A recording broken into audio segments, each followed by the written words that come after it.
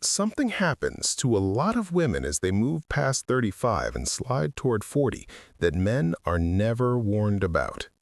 One day she's packing school lunches, scrolling Pinterest for dinner ideas, nagging you about replacing the light bulb in the hallway.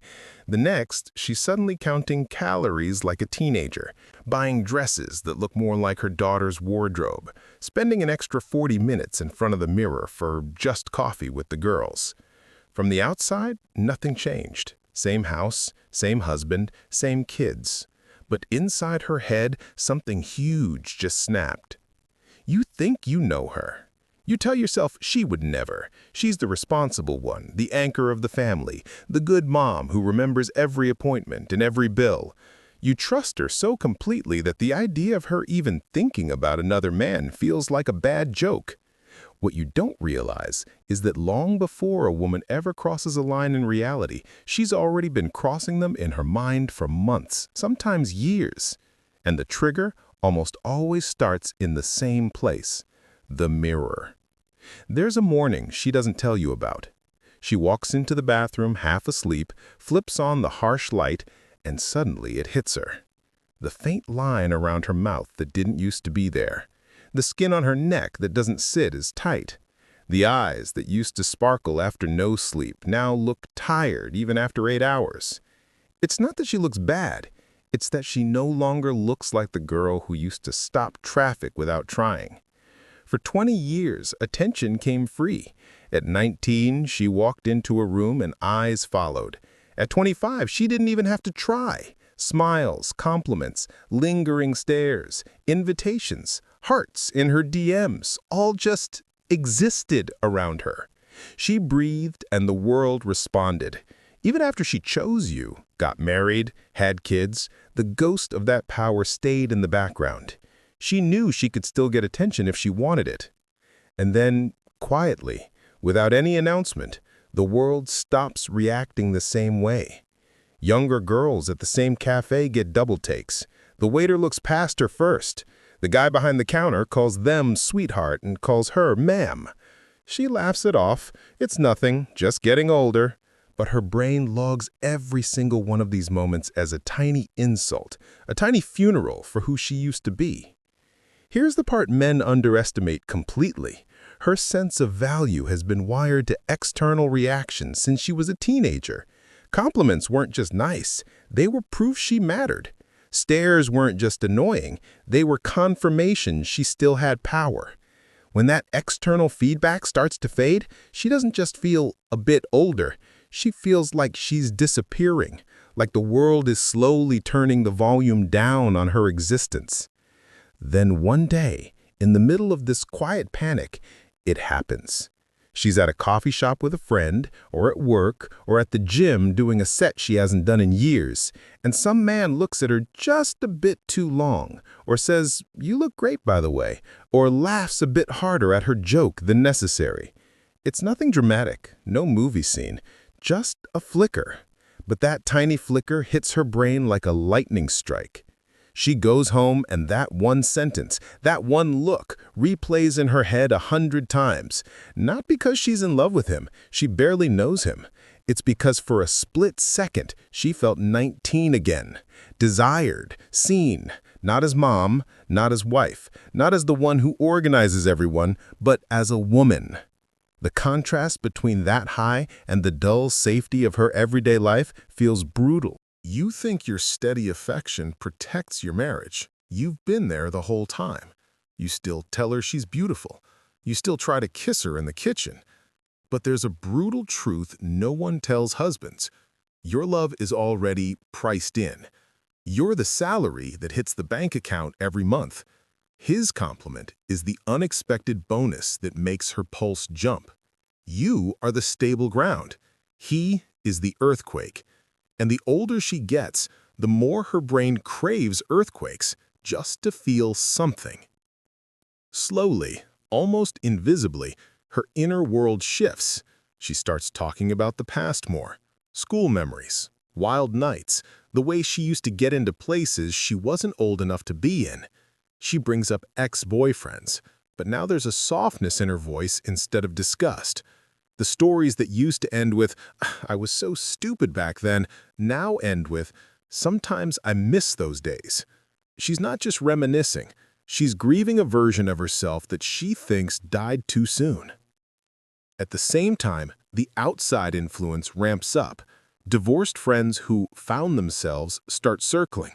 Wine nights that used to be gossip sessions slowly turn into therapy circles about how hard it is to be unappreciated. Social media feeds her a carefully curated diet of glow-ups, rebirth at 42, and starting over after the kids left. Every scroll whispers the same seduction. Your story isn't over. You're not done yet. You could still have more.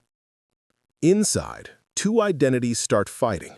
The loyal wife who promised forever, who knows the value of a stable home, who remembers every good moment with you, and the panicked woman who looks at a reflection and thinks, if I don't feel truly wanted again soon, I'm going to suffocate. It's not logic. It's biology slamming into fear. And biology doesn't care how many years of history you have together. It only cares about how alive she feels today. This is how, long before any affair ever starts, the foundations begin to crack. She starts investing more in presentation. The gym matters more. Her wardrobe shifts. There's suddenly me time carved out where family time used to be. You tell yourself she's just trying to feel better, and in a way she is. But underneath the new skincare routine and the carefully chosen outfits, her subconscious is quietly asking one question over and over. Can I still make someone else want me? Once that question lodges itself in her brain, your marriage has entered a different phase. Not because she's evil, not because she planned to hurt anyone, but because the craving for external proof of her value has been reawakened at the exact moment her natural supply is declining. That's the psychology no one warns men about. The scary part is this. From the outside, everything still looks normal. She still cooks, still laughs at family jokes, still posts family photos on holidays. But deep down, she's no longer trying to feel comfortable. She's trying to feel alive.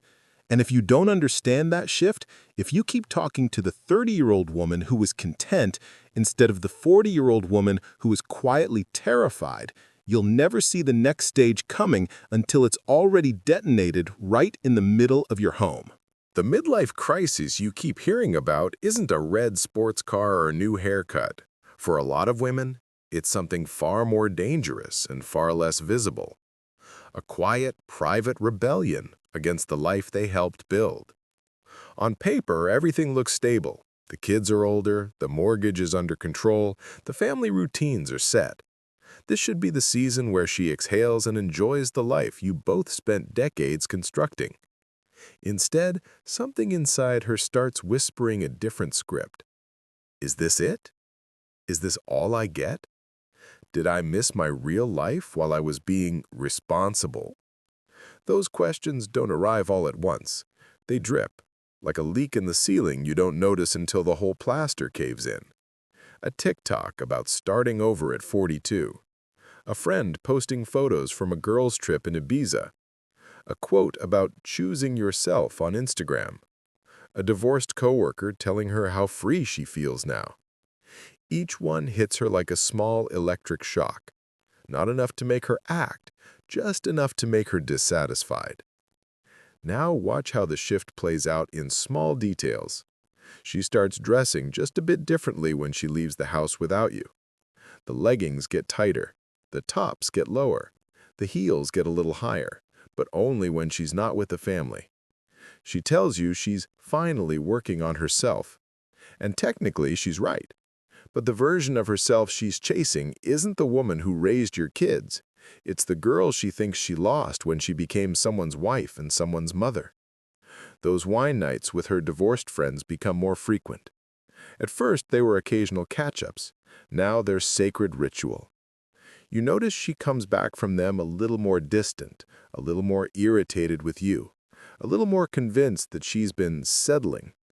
She doesn't see that these evenings are less about friendship and more about emotional recruitment. Misery doesn't just love company, It actively recruits it. Now watch how the shift plays out in small details. She starts dressing just a bit differently when she leaves the house without you. The leggings get tighter, the tops get lower, the heels get a little higher, but only when she's not with the family. She tells you she's finally working on herself. And technically she's right. But the version of herself she's chasing isn't the woman who raised your kids. It's the girl she thinks she lost when she became someone's wife and someone's mother. Those wine nights with her divorced friends become more frequent. At first, they were occasional catch-ups. Now they're sacred ritual. You notice she comes back from them a little more distant, a little more irritated with you, a little more convinced that she's been settling. She doesn't see that these evenings are less about friendship and more about emotional recruitment. Misery doesn't just love company, it actively recruits it. Conversations at home subtly change flavor. Little comments start slipping in. I gave up so much. You have no idea what I sacrificed. I don't even know who I am anymore. At first, you take it seriously. You suggest trips together, date nights, counseling. You lean in thinking this is a relationship problem you can fix if you work harder. But here's the dark twist. The more you try to fix, the guiltier she feels for wanting something outside of you. And the guilt doesn't pull her closer, it pushes her further away. Because now her brain has to make a choice between two stories. Story 1, I'm selfish and ungrateful, and I'm blowing up my life for a feeling. Story 2, I've actually been unhappy for years, and this is my chance to finally be true to myself. Guess which story the ego will pick every single time? To protect her image of herself as a good person, she slowly starts editing your shared history. Arguments you both moved past become warning signs she ignored. Normal rough patches become evidence you never really understood her. The years where she told you she was happy get rewritten as years where she was pretending. She's not lying to you. She's rewriting reality in her own head so she can live with the choices she's about to make. Then comes the emotional distance disguised as self-care. More gym time, more classes, more I just need to clear my head. More locked phone screens, more D&D mode, less eye contact, less joking around, less small affectionate touch. You tell yourself she's stressed. You tell yourself it's hormones. You tell yourself everyone cools off after years together. What you don't see is she's building a separate emotional life where you don't exist. It might start with a harmless chat, a coworker who really listens, a trainer who remembers her progress, an old classmate who randomly messages her, "Can't believe how good you still look." She'll call it nothing, just a friend, just a joke, don't be insecure. Meanwhile, that nothing becomes the one place where she feels that adrenaline hit of newness that her brain is now addicted to. She starts comparing every interaction with you to every interaction with him, and you can't win, not because you're worse, but because you're familiar. He sees her in small snapshots where she's dressed up, energetic, performing. You see her in the raw reality of exhaustion, messy hair, 6 a.m. chaos, 10 p.m. burnout. His version of her is a highlight reel. Your version is the unfiltered footage. And in her mind, that begins to feel like proof that he sees the real her and you don't. Now the mental justification machine goes into overdrive. She starts cataloging your flaws, not to fix them, but to use them as evidence. Every time you're tired, you're emotionally unavailable. Every time you forget something, you're never present. Every time you ask what's wrong, she labels you needy or controlling. Her goal isn't resolution. Her goal is a guilty verdict. She needs you to be the bad guy so she can be the brave one. At the same time, social media and pop culture are feeding her a script word for word. You deserve more. You've outgrown him. Life is too short to stay unhappy. The kids will understand. You have to choose yourself. It sounds uplifting. It feels empowering. In reality, it's gasoline on a midlife panic. The message isn't grow. The message is burn everything down and call it growth. This is how a woman who once cried with gratitude over a tiny apartment and cheap vacations with you can suddenly look at the house you built, the kids you're raising, the life you're holding together, and see nothing but a cage. Not because it is a cage, but because it's the most visible reminder of time passing, youth fading, and roads not taken. When she looks at you now, she doesn't just see a husband, she sees a mirror that reflects back every year gone, every chance she didn't take, every fantasy that never materialized. And instead of admitting she's scared of getting older, she tells herself she's meant for more. That more is never defined, of course. It just has one requirement. It can't be what she already has. This is the moment things quietly cross the line from internal crisis to active danger. Her texts get more secretive. Her phone is always face down. She guards her privacy like a teenager hiding something. She suddenly has inside jokes you're not a part of. She mentions a guy from work too often, or not at all. She's either picking unnecessary fights over nothing, or she's bizarrely calm and nice in a way that feels fake. Both are red flags. One means she's building a case against you. The other means she's trying to manage the guilt of what she's already doing. From your perspective, everything feels off, but you can't find a smoking gun. You just feel the chill in the air. You feel her body next to you in bed, but her mind somewhere else entirely. You can sense the emotional weight shifting away from your home towards something invisible. What you're actually watching is a psychological countdown. She's standing on a bridge between two lives, the life she built and the fantasy she's chasing. Logic lives on your side. Emotion lives on the other. She knows crossing over will hurt everyone. She also believes with increasing certainty that staying will kill something inside her. The more she listens to the voices telling her she only lives once, the more that fantasy on the other side of the bridge starts looking like salvation instead of disaster. And once she convinces herself that jumping is an act of courage instead of an act of destruction, you're no longer dealing with your wife fighting temptation. You're dealing with a woman who has rebranded betrayal as self-discovery. At that point, the home isn't just at risk of cracking, it's sitting on top of a bomb she's already started wiring together in silence. And then, almost overnight, the transformation completes. Not because something new happened, but because everything inside her finally aligned toward a single, terrifying conclusion. She deserves more. Not more love, not more stability, not more partnership, more attention, more excitement, more proof that she's still desirable in a world that no longer looks at her first. So she chooses chaos, not because she's evil, but because chaos gives her what comfort never can. At first, it's just messaging. Innocent, she'll say. Friendly. Nothing serious. But every reply hits her bloodstream like a drug. Every compliment rewires her brain a little more. Every good morning text reminds her she still has power, that she can still cause desire, that she isn't done yet. Soon she starts comparing lives, not consciously, but biologically. Your familiarity versus his curiosity, your reliability versus his imagination, your history versus his possibility. You can't win that comparison because you're real.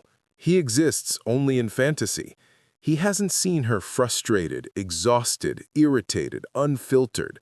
He knows only the edited highlight version she desperately wants to believe is still authentic. Meanwhile, you're trying to hold the family together without understanding the war she's fighting, not against you, but against time. Aging to a woman isn't just getting older, it feels like disappearing. And disappearing feels worse than dying. So she does the only thing her panicked brain believes can stop the fade. She detonates everything that proves she's no longer young. That's why it happens at the same age. That's why divorce rates explode after 40. That's why affairs become emotional lifeboats instead of moral catastrophes. Because in her mind, she's not destroying the home, she's, quote, saving herself. She's rewriting her story. She's proving she still matters. She convinces herself that she's chasing love, but what she's actually chasing is proof of relevance. And society applauds. They call her brave, strong, Empowered, inspirational, influencers cheer her on. Divorced friends hand her wine and validation. Therapists tell her she owes herself happiness. Nobody asks who pays the price for her rebirth. The husband, the kids, the life built brick by brick over decades. Here's the most devastating part. She always believes she's the exception, the one who'll leave, start over, and actually get the fantasy. She doesn't see the millions of women who tried the same thing and ended up alone, regretful, forgotten. Social media never shows the aftermath, only the spark, never the ashes. And the man she sacrificed everything for? The exciting one? The passionate one? The one who made her feel 25 again? He wasn't trying to build a life with her, he just caught her during the storm. Once the novelty fades, once the complications arrive, once reality replaces fantasy, he moves on. Because he never fell in love with her. He fell in love with the version of her trying to outrun the clock. So she comes back. Not physically at first, but mentally. She remembers the safety she threw away, the men who stood by her, the family that actually mattered.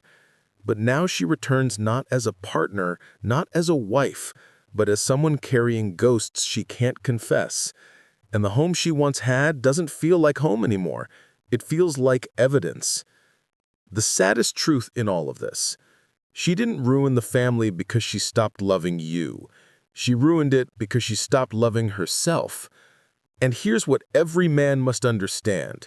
You can't compete with a woman's fear of aging. You can't reassure someone out of an identity crisis. You can't love someone back into emotional stability when the enemy she's fighting lives inside her own reflection. Sometimes the bomb goes off no matter how gently you try to defuse it. So what should a man do? Protect his dignity, protect his children, protect his sanity. Stop begging, stop chasing, stop absorbing blame for a war he never started. Because the moment she chooses fantasy over family, she's already gone. And the version who returns will never be the same woman he married. And that leaves us with a brutal but necessary question. One most people are too afraid to ask. Is this really about love, or is it about refusing to accept time? Tell me in the comments, what do you think actually destroys more families, cheating or the fear of becoming invisible?